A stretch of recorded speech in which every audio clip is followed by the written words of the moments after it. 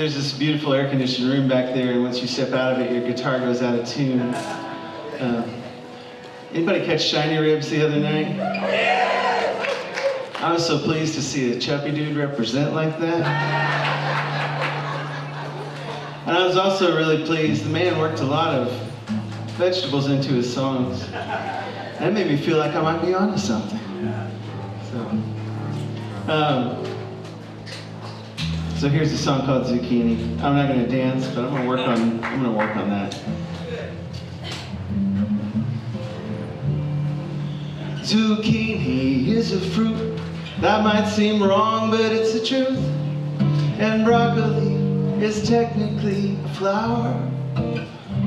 Snakes are reptiles, frogs, amphibians, though I'm told both taste like chicken when you fry them up in egg and seasoned flour.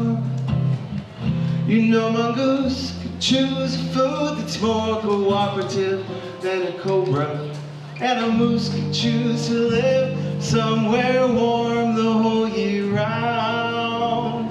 And you could pack your things away and go and be with someone sane, but here you are, sticking around. Platypus have poison quills, dark brown duck-like bills.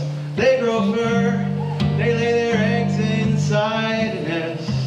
And evolution, being true, has some explaining yet to do about survival of the fittest and this other stuff that's left. We're in a world full of anomalies. Some are silly, some mundane, but there remain a few that truly are profound.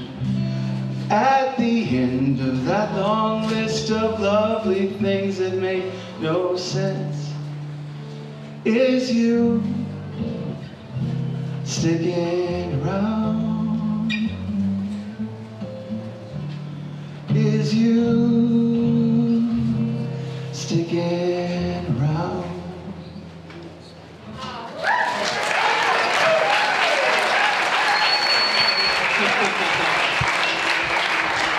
Thank you very much. So I'm going to have an album coming out in the spring, but I've been saying that for 3 years, but I think I might finally be right. And it's an album of stories from Newton County, Arkansas, one county south of where I live. And yeah, just stories I heard and couldn't get out of my head. And so this is one of those.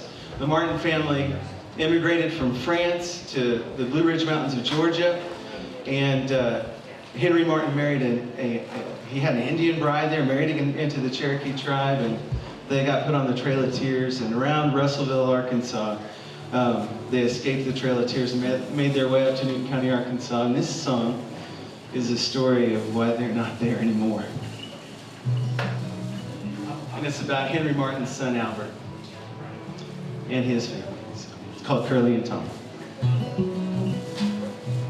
Albert Martin found himself a woman, Debbie Bolin, just a couple miles away. You could say they hit it off, not just a matter of convenience. No, it was love, Albert said he knew the first time he saw Debbie's face. Now Debbie and Albert, they went and got married. Took about a year. Circuit preacher done the job. Spent a couple nights camping. Little time alone. And it was love, Albert said he knew the first time he saw Debbie's face. Albert spent his days building cabin on his daddy's farm. Debbie spent her nights teaching Albert's family how to read. She learned him the Bible, true religion. Put away their heathen gods, French popery. That's what she called Henry's Catholicism, popery. They were baptized in the creek. Circuit preacher done the job, and it was love, first time he saw Debbie's face. Debbie and Albert waited till the end of the war. It took them 5 years before they had a child. And he came out wily, full head of curly black hair. They named him Albert Jr., they just called him Curly. In a year he had a brother named Tom. Debbie never figured out what went wrong with Curly and Tom. They raised him on the farm, planting and a plowing, hoeing and weeding, took a switch to their behinds. Debbie taught him how to read, she learned him the Bible, baptized him in the creed. The circuit preacher didn't mind doing the job, never seemed to take for Curly and Tom. Whiskey and women, gambling and cheating, cussing and fighting, skipping out on chores. Grief to their mama, shame to their daddy. Too big for whooping, prayers unanswered. Debbie never figured out what went wrong with Curly and Tom. At the general store, cheating at cards, Curly pulled a gun, shot Eldridge Walker. The bullet didn't kill him, so Tom struck him with a blade of a plow. Eldridge bled to death right there on the floor.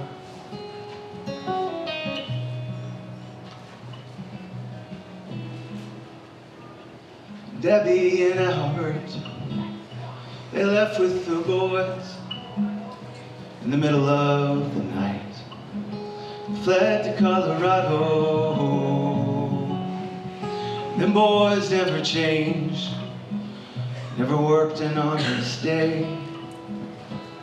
Debbie always wondered, sometimes she blamed herself, but she never figured out what went wrong with Curly and Tom.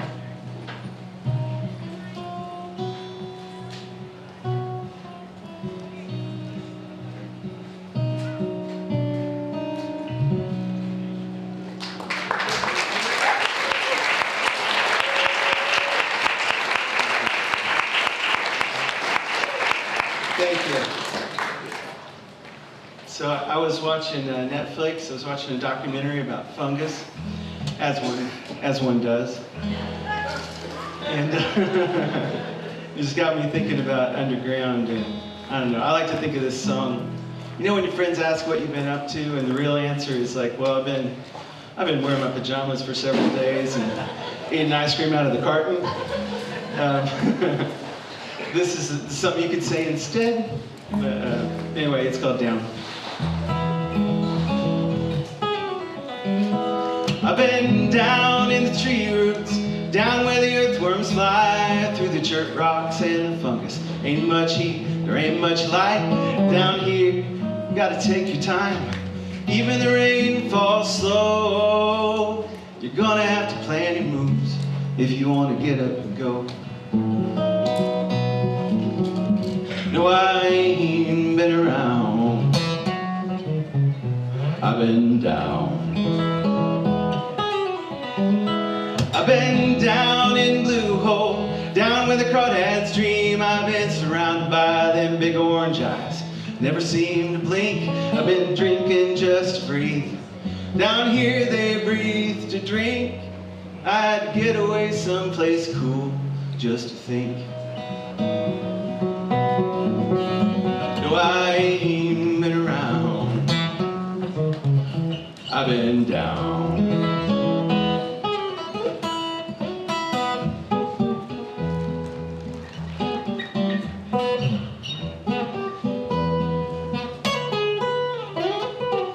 I've been down in Corncob Cave, riding on a drop of rain, through the cracks in the limestone, puddles and clay.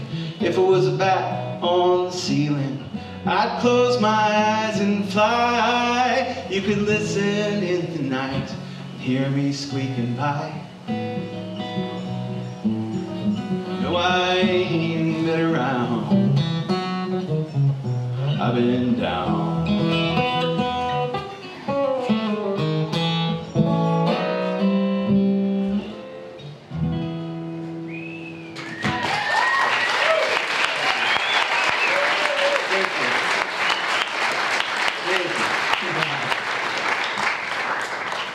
I want to play a song I wrote with Lisa Ashman last summer on the ranch. Lisa's been a wonderful friend and mentor and a great partner on a few songs. And this is one we wrote together, and we got a chance to play it on Jim and Bev Noble's porch for Pierce Pettis. And he said, "That's going to be pretty good when it's done."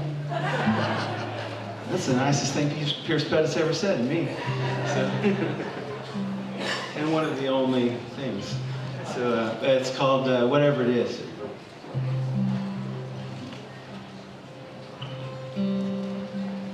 Whatever it is shines its light on our blue world from the other side. Cannot be conceived of, contained or defined. It's never been owned by a dogma or a tribe. Whatever I believe in now, I believe in this, and I see the holy light that shines from whatever it is.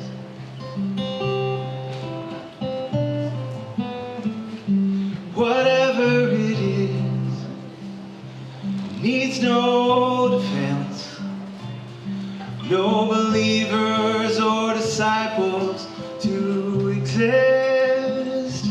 There's nothing it can gain, there's nothing that it lacks, there's nothing it requires from mortal hands. Whatever I believe in now, I believe in this, and I see the holy light that shines from whatever it is.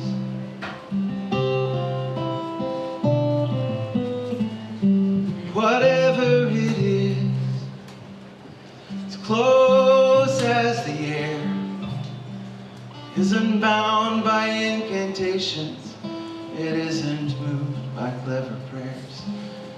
No, but it's never far, the heart in despair. We never suffer alone, whatever it is, it's there. Whatever I believe in now, I believe in this, and I see the holy light that shines from whatever it is.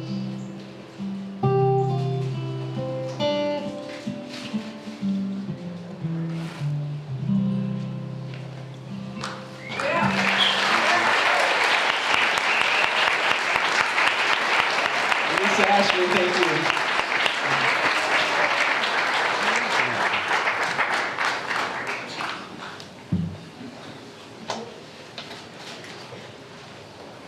So I think I got time for one more. No stink eye yet. So, so many wonderful things happen. This year was my second time to be a New Folk finalist, and so many wonderful things happened down at the Rouse Camp. Thank you, Zach and Lacey. Thank you so much. And in 2016, I decided to stay for the whole festival once I got in. I had come in 2015 and fallen in love with Kerrville, and I sat around with my new friends, and we told each other stories and sang each other songs. And in the course of telling stories, I realized that some of the things that have happened to me are kind of weird. And I'd never written a funny song before 2016, and I started to realize some of that stuff sings, So Anyway, there's a song about my dogs I had when I was growing up.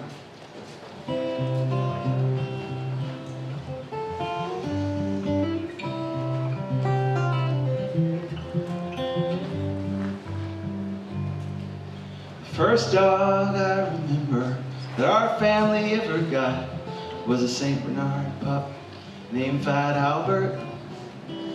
I named him the Albert part myself, but not the fat part.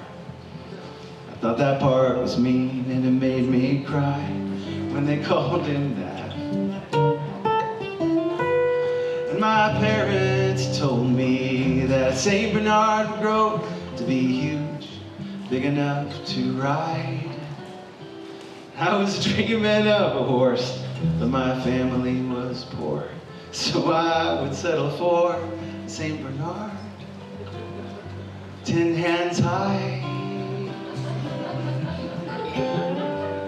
But it was not meant to be my St. Bernard steed. He liked to nip our heels. We would run from him and scream. My sister was 6, I was 4, my brother was 3. Fat Albert lasted only 2 days in our family. Next we got a Cocker Spaniel, and her name was Daisy May. She was sweet as the day is long. She had pretty golden hair. She was tough to potty train, but we did not care. She was gentle when she played, sweet as a day. After a year, she had puppies, and we watched them being born in a cardboard box. It smelled so weird. Behold the miracle of life. Gave those puppies away one by one, but we kept Daisy May, sweet as could be, and part of our family, until the fateful day the postman came and he didn't see Daisy run under his wheels. Grandma picked us up from school while Mom and Dad were at the vet with Daisy May. We were all asleep when they came home late. They said, kids, Daisy's not gonna live with us anymore. She was hurt real bad. She needed more help than we could afford. So, some people who have money, they paid for her care. She belongs to them now. She's gonna live there. And it never occurred to me in the least to doubt this story till I was 25. I was at my sister's house. I was sitting on her couch when it crossed my mind for the very first time.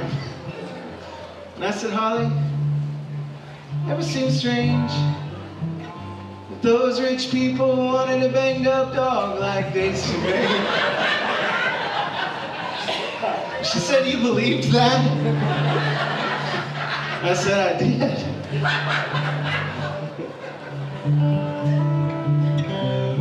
When I got home, I called my mom. And I said, Mom, I know the truth about Daisy May. She said, what do you mean? I said, Mom, rich people can afford a dog that hasn't just been hit by a truck. She said, son, we told you the truth. We thought it was weird too.